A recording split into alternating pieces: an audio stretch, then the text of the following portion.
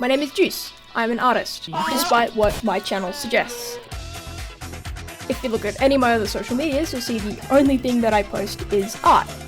The point of this channel was kind of to just make fun little gaming videos with my friends, but I figured since art's kind of the only thing I do, because I'm a fat fucking chud, I might as well bring it over here as well. And I thought a fun way to do that might be a redraw. Anybody who knows me in real life or knows me beyond the social media handle knows that the only thing I've talked about this year is The Wolf Among Us. A streamer I like, Pezzy, played it a while ago, and I kind of just spiraled into a hyperfixation from there, and I've been locked in, so to speak, since. I'm pretty sure I started like really getting into it back in May of 2025, which is when I created my first ever piece of fan art for it. And it's nice! It's so nice! It's so nice! But I can do a lot better.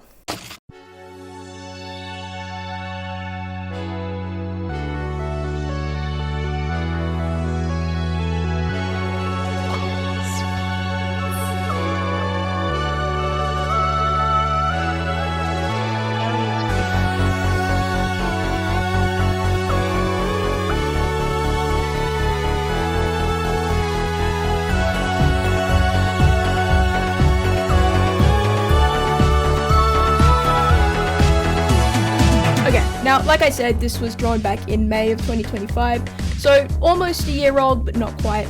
I don't want to harsh on myself too much. I think this is a perfectly fine drawing. It's perfectly acceptable. And it's not objectively bad, but at the same time, I recognize that I've definitely developed a lot of skill since then. I think the idea...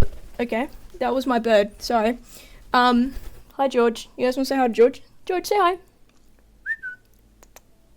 Can you talk? Hi! Say hi?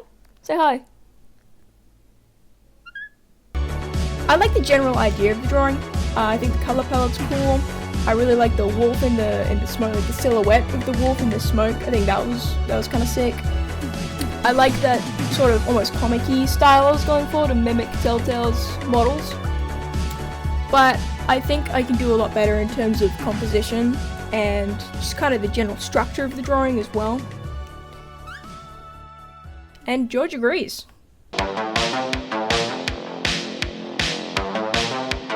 Starting off, I needed to thumbnail this before I jumped straight into the actual redraw. Before you start any big drawing project, you should always do at least a couple of thumbnails to kind of get a better grasp on what you're doing and explore different ideas. Unless you're me. I'm the exception to this rule because I'm the greatest artist to ever live. So, yeah, unfortunately, that's just kind of how it goes. But, yeah, do as I say, not as I do, or something like that. This was much easier for me to figure out because I kind of already had my color palette sorted, and I already had a really clear idea of what I wanted the final product to look like in my head before even starting on this anyway. You can see I've changed composition, I've made the pose and the angle a little bit more challenging. I've added a prop to the scene, which will be the fucking death of me through the speed paint, you'll see. And also the wolves, because it wouldn't be a Wolf Among Us drawing without 500 wolves. The final thumbnail ends up looking like this. Really simple, but solid, and I can jump straight into the drawing. I don't want to spend this whole speed paint talking about my process because that's really boring, and also I just want to talk about the Wolf Among Us. Oh, bless you, George, bless you. Bless you, God. I just want to spend time talking about the Wolf Among Us and why I like it because I do what I want. This is one of my favorite games of all time for a number of reasons, namely the art style. It's beautiful. I love the noir, neon kind of detective thing they have going on. Immediately gives off like that 80s vibe because it's set in the 80s. Wow. Their usage of color palettes and contrast and their signature like comic style, it looks gorgeous and it works together so beautifully. You could screenshot any part of that game and use it as a desktop background. Any part of the game. Not that I really, personally, cared for any of these shirtless Bigby scenes, to be honest. A crooked mile, that's what they call my penis.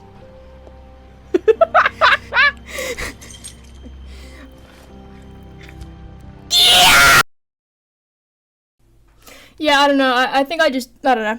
I guess I just don't see the appeal, to be honest.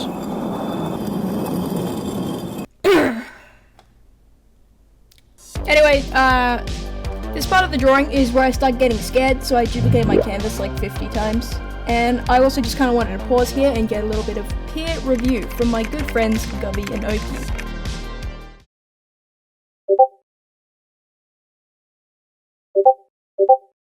You should kill yourself. Now, as much as I do adore The Wolf Among Us' art style and creative direction, I think what impresses me most about it is how Telltale adapted the source material and made their characters likable. I picked up my first Fables book from my local comic store a couple months ago, and I only made it a few chapters in before I had to close the book and do a lap around my room, because good golly. Now, I'm not sure if Willingham Afton over here is allowed to be within 10 feet of a woman, and if he is, he shouldn't be. And I'll get into that in a minute. I think what just made this contrast between Fables and The Wolf Among Us especially shocking and stark to me is one of the core themes of The Wolf Among Us is the sexual harassment, exploitation, and abuse of women. So when I read Fables, while I wasn't expecting something good,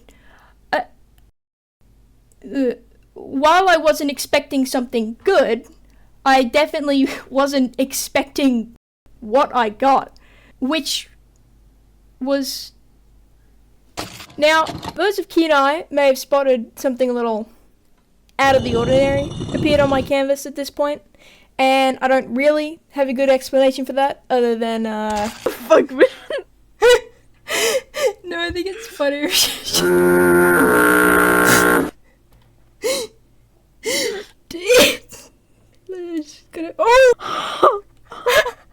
Oh my fucking friend got on. It's nice! It's so nice! I keep zooming out. That's so good. Stop looking at her. Stop looking at her. I'm trying. Stop. Hey, God help it. She's We're on just... 1% opacity. Oh my gosh. You guys are so hateful. Well, now I can't see her. That's the point. Hide her away. Her. I'm scared. Oh, she's an apparition. She haunts him. He's not looking at her because as long as he doesn't look at her, he doesn't acknowledge that she's real. There is a new threat in The Wolf Among Us. Wolf Among Us artists be like, how many wolves can I fit into this drawing? Okay, well, I thought that was funny, so... So anyway, who wants to talk about how hard I've been working out lately and how I'm really strong? I've got huge muscles. Oh my fucking god. Before I go back to talking about Fables and how much of a shit fucking doo-doo pile it is, I just want to say, fuck this chair. Fuck this fucking chair, man. Oh my god. On the speed paint, it only looks like it took me a couple minutes to fix it. But in real life, I wanted to rip my fucking hair out. I redrew the entire thing because I'm a fucking moron, and for whatever reason, I freehanded it instead of like using rulers and stuff to draw the chair. I could have just freehand something I've never fucking drawn before. I have to do everything my way. I'm a stupid little cunt. For some reason, I was stumped on it for like a day because for some reason I set out my layers in front like an absolute fucking canvas. I nearly gave up on this entire fucking drawing because of this goddamn fucking chair. It doesn't look like it on the speed paint, but in real life, if you'd seen what I look like, you'd think that I would fuck much easier. The way I decided to just fucking stick with it, because go big or go home, am I right, guys? Yeah, real big dick move juice. Real big fucking cock you got there, man. Back to the Fables conversation. I I've wanted to write a video essay comparing The Wolf Among Us to Fables for a while now because it's incredibly interesting and disturbing in some parts. But to sum it up in a quicker manner, Bigby is almost worse than Ichabod Crane is in The Wolf Among Us in Fables, in the sense that Bigby's advances towards Snow are almost predatory. She doesn't show any reciprocation for his feelings or his advances. She tells him no several times. They hardly develop romantically whatsoever, and this culminates in trigger warning for assault. Snow White is assaulted by Bigby. Bill's kind of character excuse for this happening is both of them are quote-unquote under a spell, but I think what makes this even worse is Bigby is so excited when he finds out he's gotten Snow White pregnant, and Snow is devastated and horrified, rightfully so.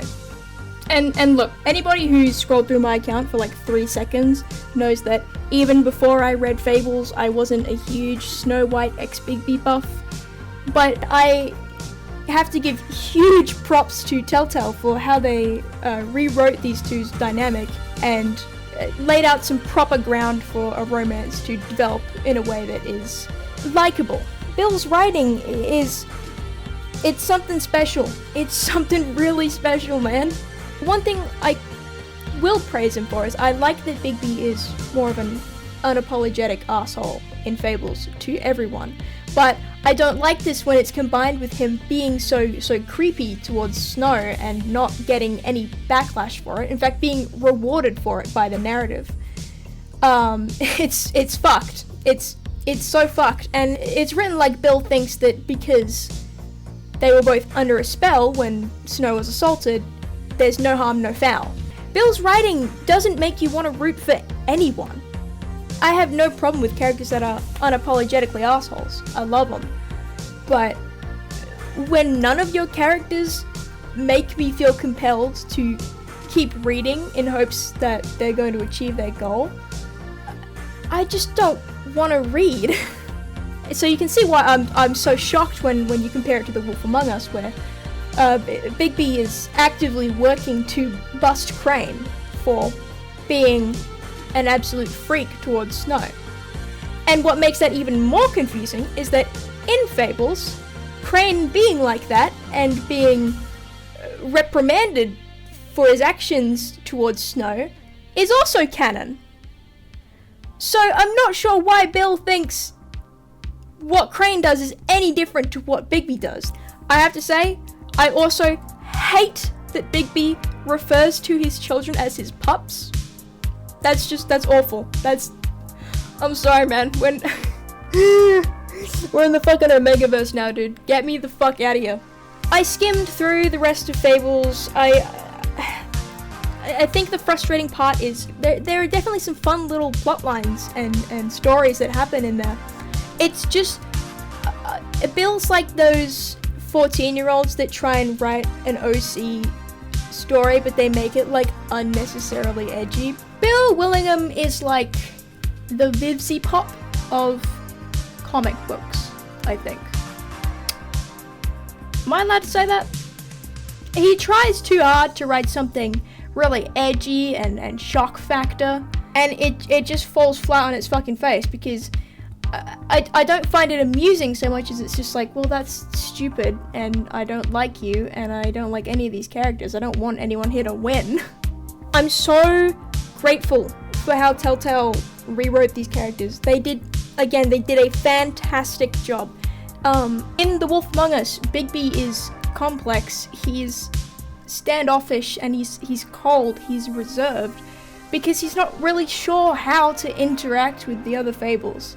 He's so used to being isolated that he doesn't really know how to be the big nice wolf. Snow White, she is her own person in The Wolf Among Us. She makes that very clear to him, and similar to Fables, she rejects Bigby's advances because she doesn't like him coming onto her. Bigby kind of accepts that. He's a little heartbroken because he's been in love with Snow for centuries, but because he loves her, he's willing to give her space. I can hardly appreciate enough how Telltale points out all of the problems with Fables, Snow and Bigby's relationship in their game. I think a lot of people miss how during that argument over Colin going to the farm in Bigby's apartment near the last few chapters of the game, how that shows Snow White's prejudice and her position, and how that affects how she sees even one of her closest friends, Bigby. She says herself a few times in the game how she's so blind to the struggles of the impoverished Fables in Fabletown. It's so much so that she doesn't even seem to realize that Bigby is in the same position as them, because he's so underpaid. And I really like this for her character, because it's giving them challenges that they need to overcome before they can start developing a romantic relationship. Again, I would love it if in the next game they either gave you the option to not romance her or romance a different character. But huge props to them for their writing and the way that they handled Bill Willingham's shit and doo-doo fart. Now I want to end on a high note for myself, which is top 10 reasons why Faith and Bigby Wolf from The Wolf Among Us should make babies on screen in The Wolf Among Us 2. I just think their dynamic is really nice in The Wolf Among Us, whether or not Telltale intended it. The way Faith treats Bigby, for the few interactions that they do have, it feels like she really does want him. She's the only character in the entire game who doesn't seem to think of him just as the big bad wolf. Even Snow White calls Bigby a monster after he turned. Faith sees him as someone who can protect her and help her, and he does. And I also just find that their chemistry off the bat is really good immediately, the way they banter. Also, she looks at him like this. I'm gonna rip the drywall out of my fucking bedroom, bro. I think they have a really compelling dynamic, and whether or not Telltale was setting it up as something romantic or she's just a bit of a femme fatale, I really, really hope that she comes back in the second game and I can kiss her on the mouth or something like that. I have nothing more interesting to say, so I'm just gonna shut my mouth and you can enjoy the rest of the speed paint.